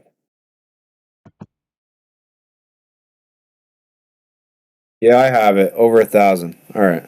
We're in. That's it. We'll put that in the Lotto. description or up in the video. But just if you're watching right now, Natalia Silva by decision, Navajo Sterling by knockout, Ian Cutelaba moneyline, and Zhang Yang Lee by knockout or decision, double chance. That gets you at plus 1114. Bring that up on the 4-leg lotto. It's been great having you guys.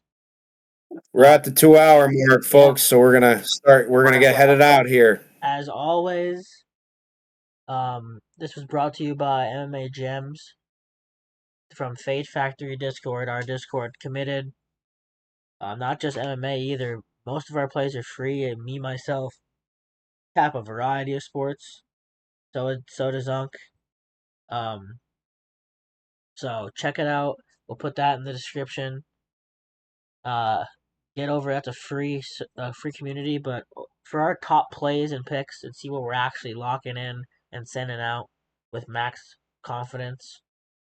Join MMA Gems. The subscription. We're only charging $10 a month, and our numbers are better or the same. Better than most of the most reputable people. And ours is all third party tracked, all there laid out for you, all transparent here.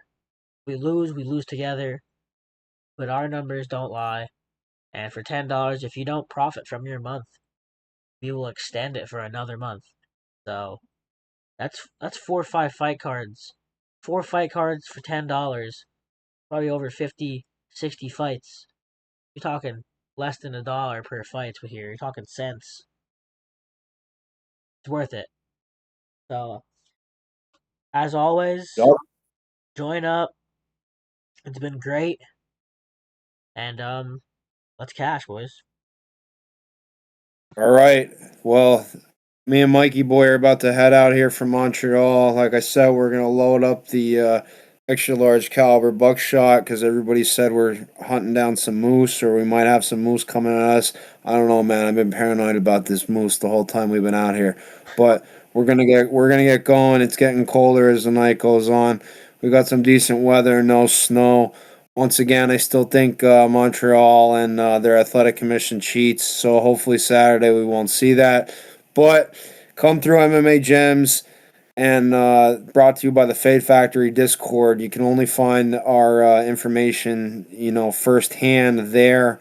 And then we put our podcast out to YouTube and hopefully, a bigger reach of our listeners. But we want to let everybody know that we pride ourselves on data analytics and statistics, and we pride ourselves on applying it on other cappers and other sources from around the web, especially social media. A lot of these that you pay a lot of money for, and a lot of them were beaten. I don't have the data analytics in front of me this week. I mean, maybe I can get it for you in the next, upcoming weeks here. But I know for 100% fact we do beat Bleacher Report MMA on the regular.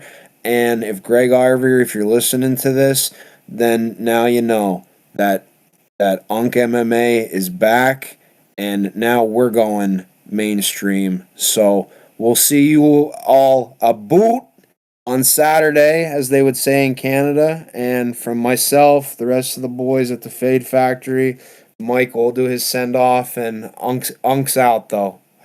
Y'all have a good card and follow what we say, and tune in to the Discord if you want live breakdown and chat on that day. We will be in the Discord daily, or not on the day of the event. So y'all have a nice night. Leave a like and a subscription if you enjoyed, and as always, I'll catch you guys next week.